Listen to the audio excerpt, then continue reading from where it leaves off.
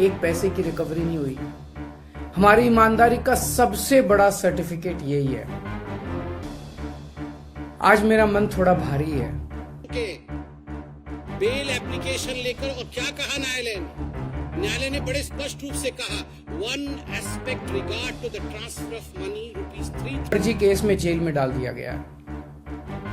भाजपा वालों को दूसरी पार्टियों के नेताओं पे फर्जी केस करके झुकाना आता है, लेकिन आम आदमी पार्टी को that his arrest in the present case is unwarranted or unreasonable as allegations have been made against him or his being directly associated with activities related to the proceeds of crime of the present case.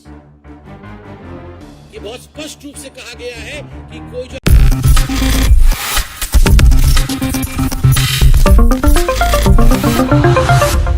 जवाब दे रहे Bharatiya Janata. Next 9 news में आपका बहुत बहुत स्वागत है। मैं हूं आपके साथ अबरारुल हक रहमानी। मेरा खास प्रोग्राम मुद्दा आज का में चर्चा करेंगे आम आदमी पार्टी की। दरअसल आम आदमी पार्टी को लेकर के हम कई रिपोर्ट्स आपके सामने साझा कर रहे हैं और आज के इस खास रिपोर्ट में बात करने का मकसद ये है दर्शकों कि आम आदमी पार्टी ने स्थापना दिवस पर जिस तरीके से अपनी मंशा को सामने रखा है और सामने रखने के साथ साथ कई ऐसी सारी बातें उन्होंने साझा कर दी है जिससे भारत की राजनीति में केंद्र सरकार को एक बड़ा झटका लगेगा।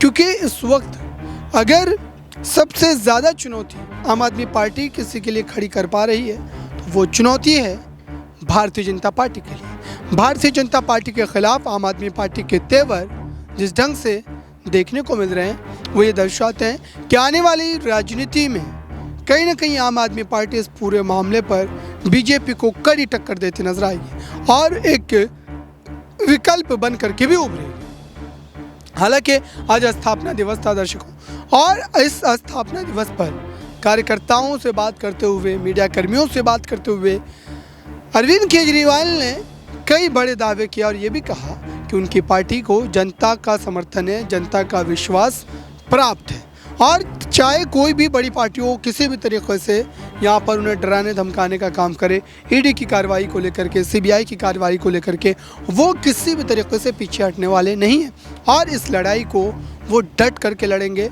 चाहे इसकी कीमत उन्हें किसी भी तरीके से चुकानी पड़े। यानी कि कुल मिलाकर के अगर कहा जाए दर्शकों तो ये माना जा सकता है कि इस समय इस पूरी लड़ाई में अरविंद केजरीवाल ही नहीं बल्कि पार्टी के वो तमाम बड़े नेता, पार्टी के वो तमाम कार्यकर्ता जो हैं इस लड़ाई में कंधे से कंधे मिला करके खड़े हैं और तमाम नेता जो हैं इस वक्त भारतीय जनता पार्टी के खिलाफ एक मजबूत कड़ी को अपनाए हुए हैं और वो ये लगातार कह रहे हैं कि चाहे पार्टी के तमाम नेताओं को जेल में डाल दिया जाए या खुद फिर अरविंद केजरीवाल को जेल से सरकार चलानी पड़े, वो इस लड़ाई में पीछे नहीं हटेंगे।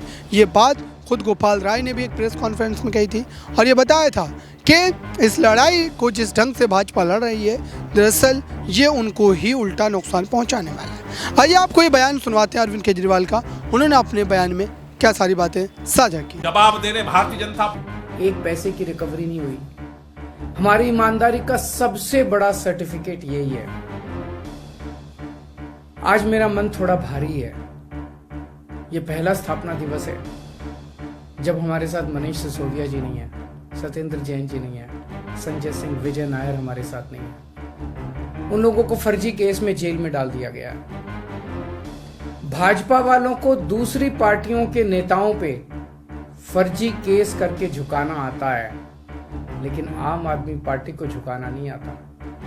ये हम सबके लिए गर्व की बात है कि आज तक हमारा एक भी एमएलए या एक भी नेता न बिका न टूटा। इनके परिवार भी नहीं टूटे, उन्होंने भी, उनके परिवारों ने भी साथ दिया। बहुत कोशिश की उन्होंने हमारे नेताओं को झुकाने की, लेकिन हमारे एक भी नेता को तोड़ नहीं पाए। हमारे नेताओं के पास भी बड़े बड़े लोग आए, बोले मोदी जी से मिल जाओ, समझौता कर लो, हम मध्यस्थता करवा देंगे, लेकिन हमारा एक भी नेता नहीं झुका। हमें गर्व है हमारे नेताओं पे। आज हम उनके संघर्ष को सलाम करते हैं। हम भगत सिंह के चेले हैं, सच्चाई के रास्ते पे चले हैं। अपने भारत को दुनिया का नंबर 1 देश बनाना है। अपनी मातृभूमि पर एक क्या हजारों जिंदगी कुर्बान है। मर जाएंगे लेकिन समझौता नहीं करेंगे। आज हम आम आदमी पार्टी से जुड़े हर व्यक्ति को बताना चाहते हैं कि इस देश को बचाने के लिए सर्वोच्च बलिदान देने के लिए भी आम आदमी पार्टी का एक एक कार्यकर्ता तैयार है। यही शपथ हमने रामलीला मैदान में 11 साल पहले ली थी। आज भारत का संविधान दिवस है। आज ही के दिन बाबा साहब अंबेडकर जी की अध्यक्षता में बने देश के संविधान को अपनाया गया था। इसी दिन पार्टी की स्थापना होना कोई महज संयोग तो नहीं हो सकता। बाबा साहब और देश के जवाब देने भारतीय जनता तो आपने सुना दर्शकों, भारतीय जनता पार्टी के खिलाफ अरविंद केजरीवाल के तमाम दावों पर क्या भरोसा किया जा सकता है। ईडी सीबीआई की उस लड़ाई को लेकर के गुत्थम गुत्थी का माहौल इस समय चल रहा है और दोनों ही आप कह सकते हैं कि इस लड़ाई में मजबूती से अपने पक्ष को रख रहे हैं। लेकिन इतना तय है कि इस लड़ाई से आम आदमी पार्टी ने जो राजनीति में अपना एक स्थिर स्थान बनाया था वो अब एक डमाडोल की स्थिति में आ चुका है और जनता के जहन में भी अब कई सवाल उठने लगे हैं। जनता भी ये जानने पर मजबूर हो गई है क्या वाकई बीजेपी जो आरोप लगा रही है, जो ईडी सीबीआई आरोप लगा रही है, उन आरोपों में सच्चाई है और क्या इन आरोपों से बचने का प्रयास यहाँ पर आम आदमी पार्टी करती हुई नजर आ रही है या फिर अब ईडी की इस कड़ी कार्रवाई के बाद आम आदमी पार्टी का असल चेहरा सामने आया। इस पर और क्या बयान सामने आए हैं और क्या पक्ष सामने आए हैं, देखिए। जवाब देने भारतीय जनता बेल एप्लीकेशन लेकर और क्या कहा न्यायालय ने बड़े स्पष्ट रूप से कहा, one aspect regard to the transfer of money ₹338 crores is tentatively established. We have therefore dismissed the applications for bail. ये कहा है सुप्रीम कोर्ट ने मनीष सिसोदिया जी को लेकर। क्यों? इतने कट्टर ईमानदार थे अरविंद केजरीवाल जी आपके अनुसार, तो बेल रिजेक्ट क्यों हुआ? आप संजय सिंह जी के लिए कह रहे थे ये बड़े क्रांतिकारी नेता हैं, इनको फंसाया जा रहा है बीजेपी की ओर से। कोर्ट ने क्या कहा? राउज एवेन्यू कोर्ट ने जो कहा है मैं कहता हूं, in prima facie view of this court the facts stated and material placed before the court nowhere show or suggest that his arrest in the present case is unwarranted or unreasonable, as allegations have been made against him or his being directly associated with activities related to the proceeds of crime of the present case.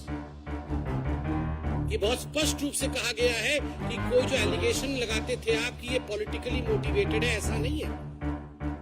Material जो रखा गया है court के सामने वो दिखाती है कि ये अनरीजनेबल नहीं है ये अरेस्ट, बड़े स्पष्ट रूप से। फिर आप कहते हैं कि हमें सुप्रीम कोर्ट पे भी भरोसा नहीं।